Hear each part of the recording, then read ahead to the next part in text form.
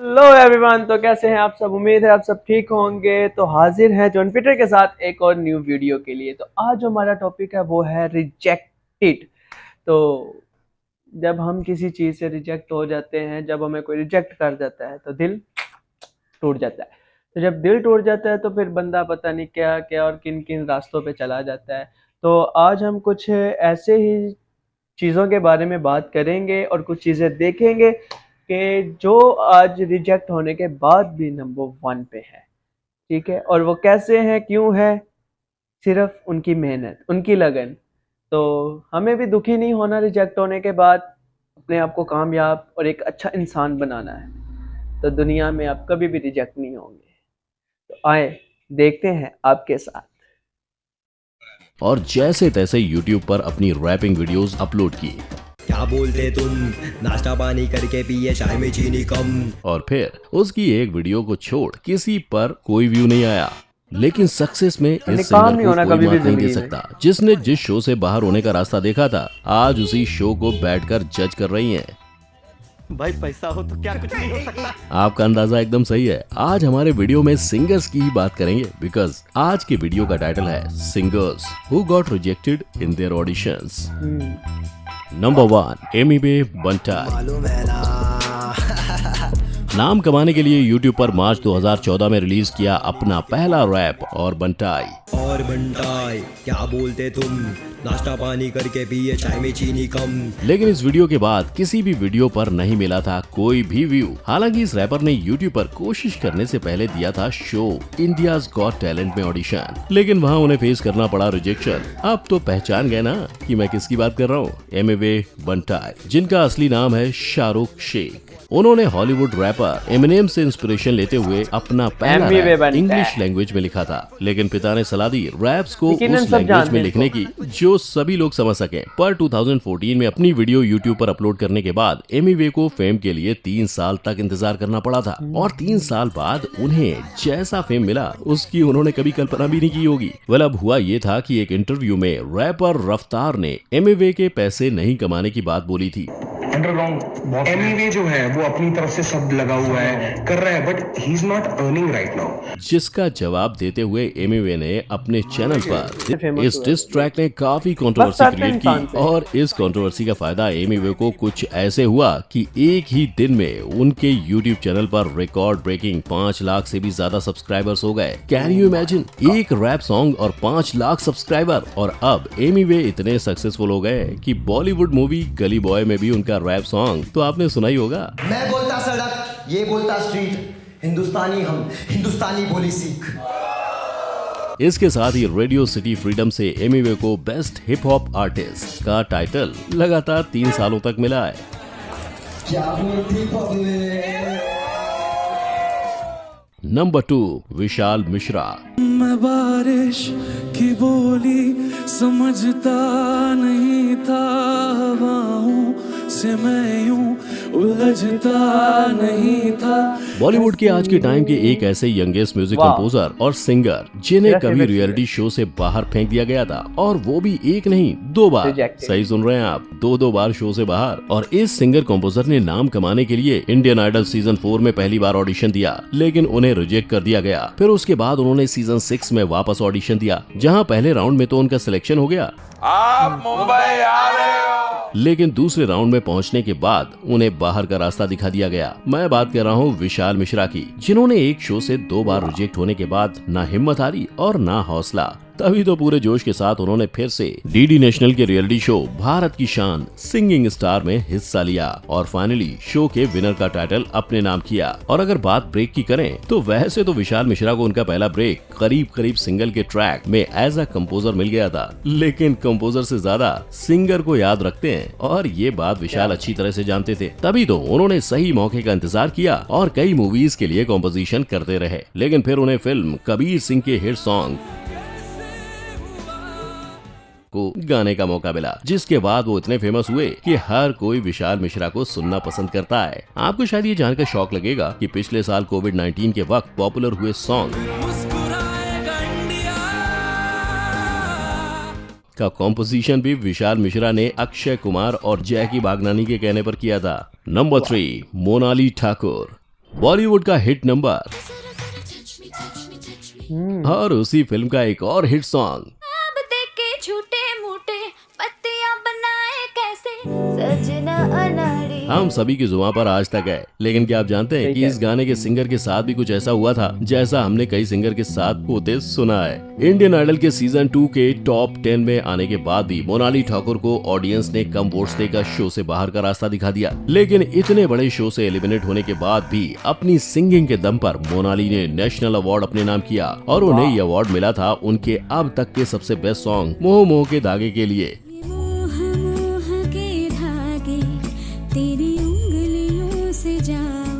वैसे देखा जाए तो मोनाली का बॉलीवुड डेब्यू जाने मन में ही हो गया था, लेकिन उनको असली पहचान दिलवाई म्यूजिक डायरेक्टर प्रीतम चक्रवर्ती ने। प्रीतम ने मोनाली को फिल्म रेस में 2 गाने गाने का मौका दिया और वो दोनों ही गाने चार्ट बस्टर्स बन गए। आज मोनाली बॉलीवुड और बांग्ला फिल्म इंडस्ट्री में एक जाना माना चेहरा बन गई हैं, जिनके गानों को सभी लोग पसंद करते हैं। वैसे आप जानते हैं मोनाली सिंगर होने के साथ साथ एक ट्रेन डांसर और एक्ट्रेस भी हैं। फिर आपके नसीब में ये बात हो ना हो,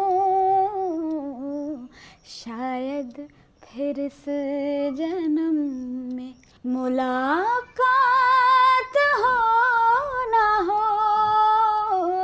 number 4 Neha Kakkar reality show Indian Idol के सीजन 5 में अपने सपनों को पूरा करने के लिए पहले दिया ऑडिशन, फिर हुआ सिलेक्शन,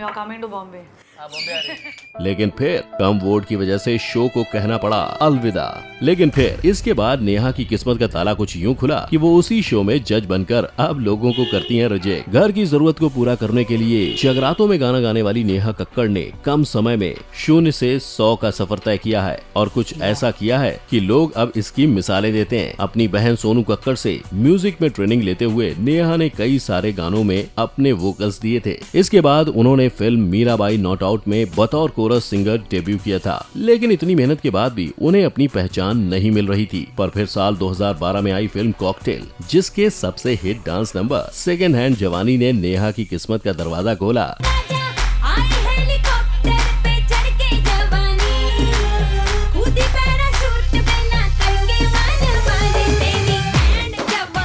इस गाने के बाद नेहा ने कई फेमस पार्टी सॉन्ग्स जैसे सनी सनी, लंदन ठुमका, मैं तेरा बॉयफ्रेंड की बीट पर लोगों को नचाया और अब नेहा की सक्सेस स्टोरी ने अपना इतिहास भी लिखना शुरू कर दिया है। तभी तो उनका नाम इंडिया फोर्ब्स के टॉप 100 डिजिटल स्टार में 2 बार शामिल हो चुका है। नंबर 5 असीस कौर। ये गुरबानी हम सब ने कहीं ना कहीं इसी आवाज में सुनी है, लेकिन इस गुरबानी को जिसने गाया है उसके बारे में बहुत कम लोग जानते हैं। इतनी मीठी आवाज होने के बावजूद असीस कौर इंडियन आइडल के सीजन 6 में ऑडिशन राउंड से बाहर हो गई थी। 5 साल की कम उम्र से सिंगिंग करने वाली असीस को म्यूजिक इंडस्ट्री का सपना उनके पापा ने दिखाया था और उनकी गुरबानी का वर्जन पूरे इंडिया में इतना पॉपुलर हुआ कि उन्हें हर इवेंट्स में उसके लिए बुक किया जाने लगा। गुरबानी से अपने करियर की शुरुआत करना असीस के लिए काफी फायदेमंद साबित हुआ। तभी तो हार न मानकर आगे बढ़ते हुए उन्होंने पंजाबी रियलिटी शो आवाज पंजाब दी में पार्टिसिपेट किया, जिसके बाद उनका कॉन्फिडेंस बढ़ा और वो अपने सपनों को पूरा करने के लिए पानीपत छोड़ मुंबई आ गए और सपनों की नगरी मुंबई में उन्हें सलीम मर्चेंट की मदद से अपना पहला सॉन्ग रिकॉर्ड करने का मौका तमंचे मूवी में मिला। तेरे वास्ते मैं सारा जग छोड़ के दिखाऊं, किस्मत की कलाइयां उड़ के दिखाऊं। और वो अपने गाने से लोगों के बीच फेमस हुई, जिसने उन्हें लोगों का चहेता बना दिया। बस फिर क्या था, इस गाने के हिट होते ही उन्हें अवार्ड्स और काम दोनों मिलने लगे। नंबर 6 जुबिन नौटियाल। वक्त ने है किया हम पे कैसा सितम। अपनी हेयर स्टाइल और अपनी स्माइल से लड़कियों का दिल जीतने वाले सिंगर, जिनका कंपैरिजन अक्सर आतिफ असलम और अरिजीत सिंह से किया जाता है, उन्हें अपने पहले ऑडिशन के वक्त शो के जज सोनू निगम से मिला था रिजेक्शन। नहीं समझे? मैं बात कर रहा हूँ जुबिन नौटियाल की, जिन्होंने रियलिटी शो एक्स फैक्टर के लिए ऑडिशन तो दिया था, लेकिन सोनू निगम ने उन्हें रिजेक्ट कर दिया था, मेरी तरफ से ना है, जिसकी वजह से उन्हें टॉप 25 से बाहर होना पड़ा था। इस एक रिजेक्शन ने आज के फेमस सिंगर को एक जमाने में गानों के स्क्रैचेस गाने के लिए मजबूर कर दिया था। की वजह तुम बनो। लेकिन भाइयों, कहा जाता है ना, जहाँ चाह वहीं राह है। इसी सोच के साथ जुबिन अपने हर स्क्रैच को ऐसे गाते थे मानो जैसे वो गाने का ओरिजिनल वर्जन हो। ऐसे ही एक दिन जुबिन ने फिल्म शौकीन का तेरी मेहरबानी का स्क्रैच वर्जन गाया था। है साज तू तेरा तर्ज में, तू है दवा और मर्ज में, दिलदार तू खुद गर्ज में। जिसे जब फिल्म के लीड अक्षय कुमार ने सुना तो वो इसके इतने दीवाने हो गए कि उन्होंने स्क्रैच गाने वाले जुबिन से ही गाने का ओरिजिनल वर्जन रिकॉर्ड करवाया, और वो भी बिल्कुल स्क्रैच वर्जन जैसा, यानी बिना किसी चेंज के। उस साल जुबिन का तेरी मेहरबानी और फिल्म सोनाली केबिल का दोनों चार्टबस्टर्स में टॉप पर थे। बस फिर क्या था, एक के बाद एक गाने जुबिन गाते गए और लोगों के दिल पर छाते गए। वैसे मैं बता दूं, जुबिन सिंगिंग के अलावा म्यूजिक इंस्ट्रूमेंट्स जैसे गिटार, ड्रम और हारमोनियम भी बजाते हैं। नंबर 7, अरिजीत सिंह। अब बात करते हैं एक ऐसे सिंगर की जिसे शायद ही कोई नहीं पसंद करता हो, लेकिन ठहरो, शायद वो हम ही तो हैं जो उसे एक जमाने में पसंद नहीं करते थे। तभी तो हमने उसे टॉप 5 में शामिल होने का मौका नहीं दिया। अब भी नहीं समझे किसकी बात हो रही है? अरे मैं बात कर रहा हूँ 2005 में सोनी टीवी पर आने वाले शो फेम गुरुकुल के कंटेस्टेंट अरिजीत सिंह की, जिसे कम वोट के चलते टॉप 5 से बाहर होना पड़ा था। हालांकि शो में अरिजीत की आवाज को शो के जज शंकर महादेवन और संजय लीला भंसाली दोनों को काफी अच्छी लगी थी, इसलिए दोनों ने एक एक करके उन्हें ब्रेक देने की कोशिश की। जहां अरिजीत को सबसे पहले ब्रेक शंकर महादेवन ने अपने एल्बम हाई स्कूल म्यूजिकल 2 के गाने आजा नचले में दिया, लेकिन शायद उनकी किस्मत का चमकने का समय अभी नहीं आया था। तभी तो ये एल्बम बुरी तरह पिट गया, जिसके बाद बारी आई संजय लीला भंसाली की, जिन्होंने रणबीर कपूर और सोनम कपूर की डेब्यू मूवी में अरिजीत की आवाज को पहचान देनी चाहिए। पर जब नसीब में हो कद्दू तो कैसे मिलेगा लड्डू, इसीलिए तो इतने बड़े फिल्म की स्क्रिप्ट में चेंज हो गया और इस गाने को ही फिल्म से निकाल दिया गया। ये बात और है कि अरिजीत ने हिम्मत हारना नहीं सीखा था, इसीलिए तो इतनी नाकामयाबी के बाद भी उन्होंने 10 का 10 ले गए दिल शो में एज अ कंटेस्टेंट हिस्सा लिया और कंपटीशन को जीतकर अपने लिए सक्सेस का दरवाजा खोला। और आपको ये भी बता दूं कि अरिजीत को बॉलीवुड इंडस्ट्री में असल पहचान साल 2013 में आई फिल्म आशिकी 2 के तुम ही हो, क्योंकि तुम ही हो, अब तुम ही हो, और चाहूं मैं या ना गानों से मिली। तू ही ये मुझको बता दे, चाहूं मैं आना। पर इस पहचान से पहले बार बार मिल रहे फेलियर के बाद अरिजीत आज इंडस्ट्री के हाईएस्ट पेड सिंगर्स में से एक है। कई अनगिनत अवार्ड्स के साथ वो अब इतने फेमस हो गए हैं कि 2020 में स्पॉटिफाई ने अरिजीत सिंह को मोस्ट स्ट्रीम्ड इंडियन आर्टिस्ट का टाइटल दिया था। इन सारे सिंगर्स की कहानी इनकी आवाज की तरह ही काफी मेमोरेबल है, काफी यादगार है। तभी तो ये आज लोगों के दिलों पर राज कर रहे हैं। पहले रिजेक्शन, फिर सिलेक्शन और अब ये सभी लोग अवार्ड विनिंग परफॉर्मेंस दे रहे हैं। अगर आपको भी अपने गानों से कानों में मिश्री घोल देने वाले इन सिंगर्स की कहानी इतनी ही इंटरेस्टिंग लगी तो हमारे चैनल को लाइक एंड शेयर करना मत भूलना, और इनमें से कौन सा सिंगर आपका फेवरेट है वो कमेंट करके जरूर बताना। और फाइनली हमारी वीडियो के कोई भी अपडेट मिस ना करने के लिए बेल आइकन को हिट कर देना। तो फिर मिलेंगे एक नई वीडियो के साथ। जय हिंद।